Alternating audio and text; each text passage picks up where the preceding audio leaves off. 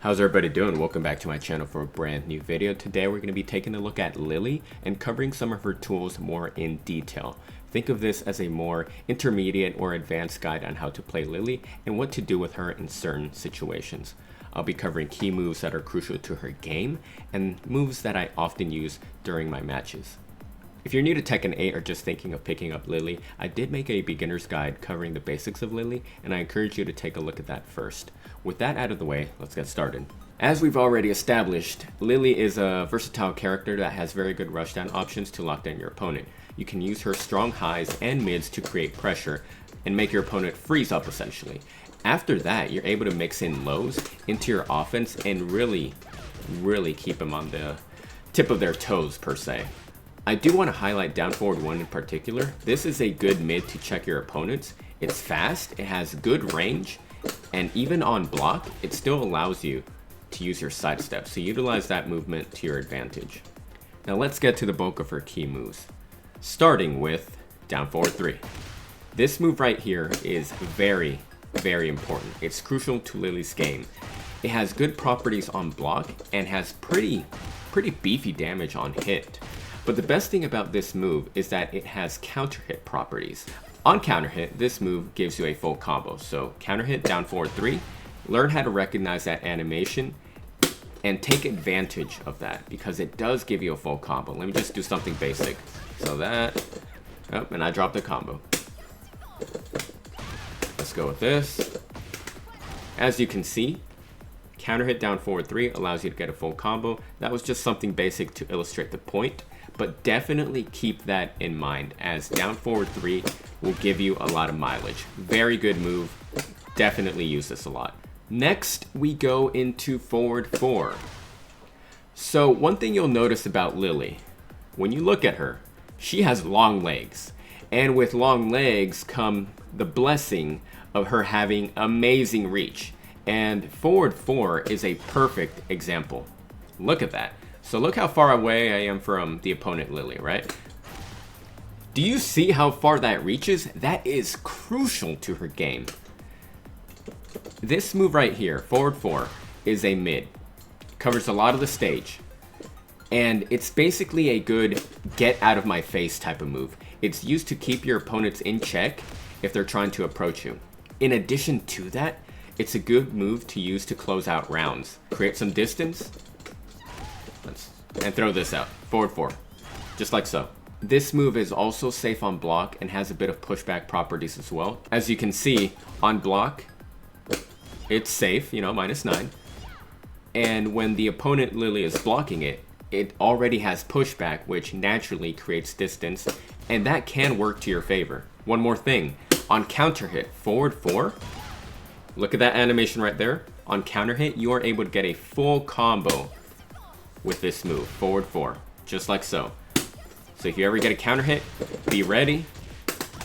You can get a full combo.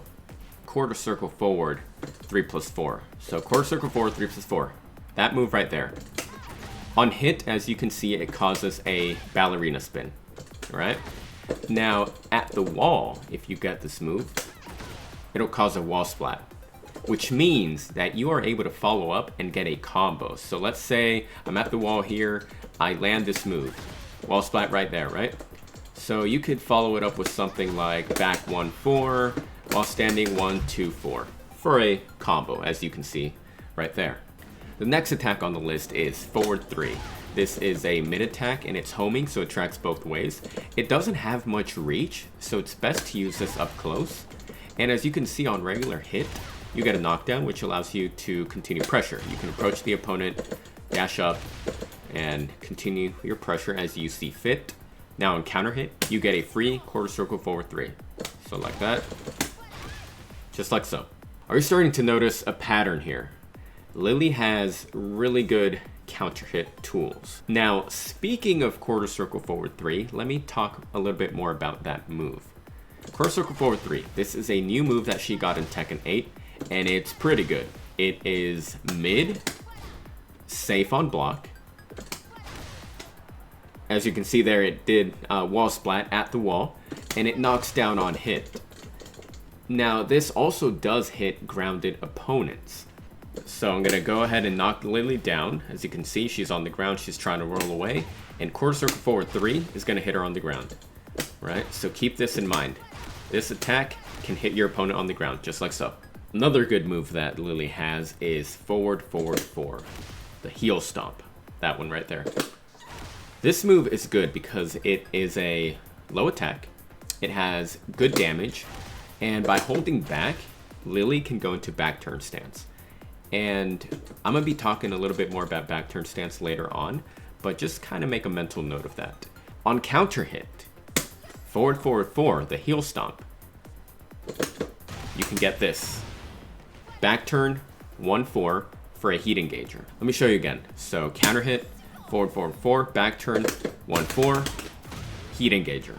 Just like that. Next up on the list, we have forward 1+2. So this move right here is, I like it. It's one of my personal preferences.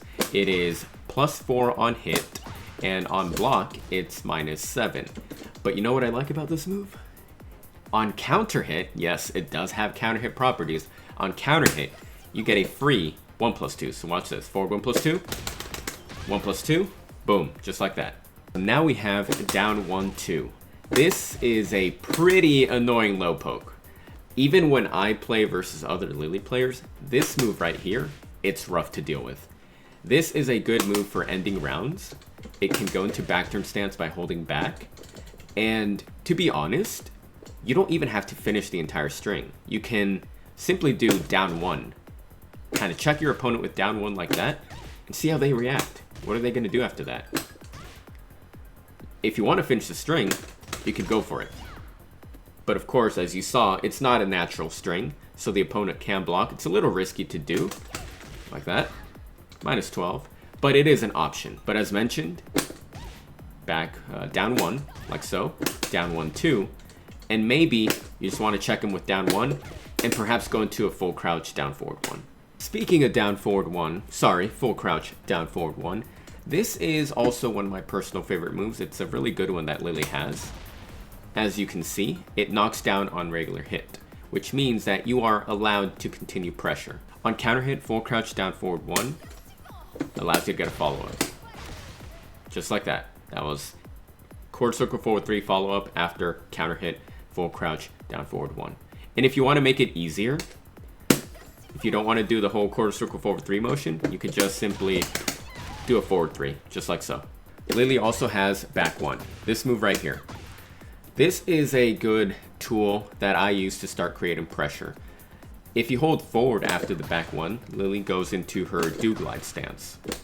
And from there, it gives you various options to continue your offense. You can go into do glide by doing quarter circle forward, the motion. You can go into it manually. Or you can access it by doing a move that leads up to it, such as back 1, forward. In do glide, she has the following options. Do glide 3. Do glide while standing 4, do glide 1-2. And the interesting thing about this move is that it also has counter hit properties, but it can also be delayed a lot. Let me show you. So this is the regular speed, do glide 1-2, just like so. But look how much of a delay you can do with it. You see that? And although the opponent Lili did block it there because of how much I delayed it, there are some times, and I've gotten this in real matches, when the opponent thinks I only do the do glide 1, and surprise, surprise, I release the follow-up 2, and I'm able to get a counter hit, just like so. And from there, of course, you can get a full combo. So you could approach and do something like that. You can also cancel do glide, you know, her stance by tapping up to kind of mess with your opponent and keep them on edge. Something like that. Something like that, right? Speaking of back 1, you can also do back 1-4. It's a string. You can finish it if you want to. If you anticipate that your opponent's going to retaliate or duck or do something, you can kind of throw that out there to kind of catch them by surprise. Whiff punishers. All right, so for whiff punishers, my go-to is hopkick, up forward 3. And perhaps my favorite one is 3-1. So it's a little too far away there, but 3-1, like so.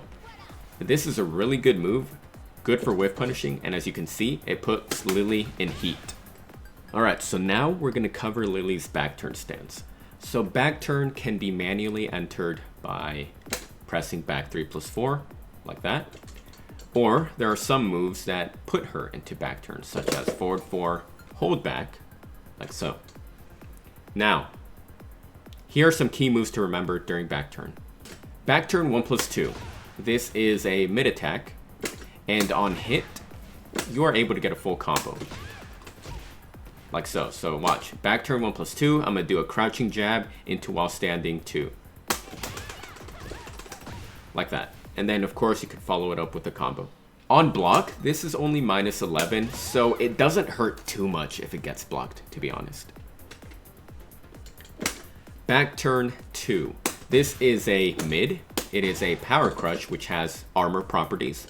So in a way, you can kind of use this to, quote, protect yourself if you anticipate that the opponent is going to attack you the moment that you go into back turn stance. However, it is a little bit more punishable on block, so you got to be cautious when you use that move. Back turn down 3+4. This is Lili's snake edge. It is a very slow sweep, but I like it. I like using this move a lot, especially at the wall. And if you connect with back turn down 3+4, you're able to get a follow-up back turn down 3-4. Use caution when using this move because if it gets blocked, you're going to get killed for it. But overall, I like it. I like getting the sweep and the follow-up down 3-4, just like so.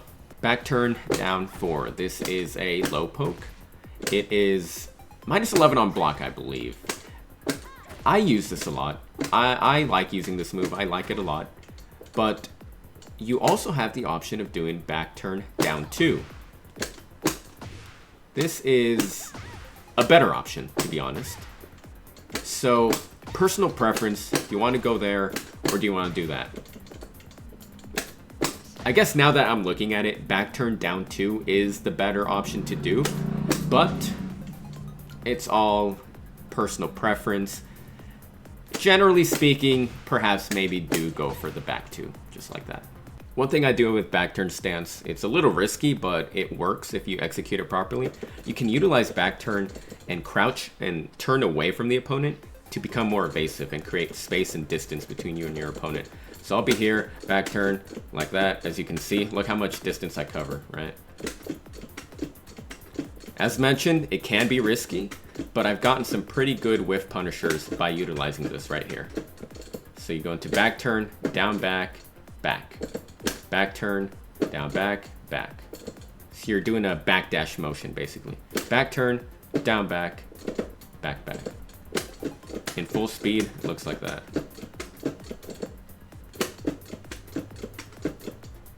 I want to talk about down forward 3+4. So down forward 3+4 is this move right here, okay? This move covers a lot of distance. Just like that.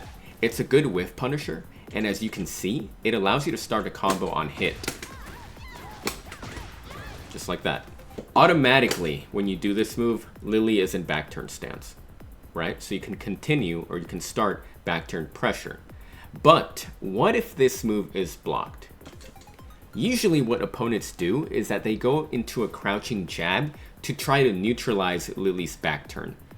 Or so they think, because there is a workaround to that, and here's how to counter that. Alright, so I've set the Lili opponent to do a crouching jab the moment she blocks an attack. So as you can see, I jab, she'll do crouching down back 1. So let's do down forward 3+4 with Lili, right? Uh-oh, so what can I do versus that? I go into there, and then my opponent can crouch jab me. Uh-oh, what do I do?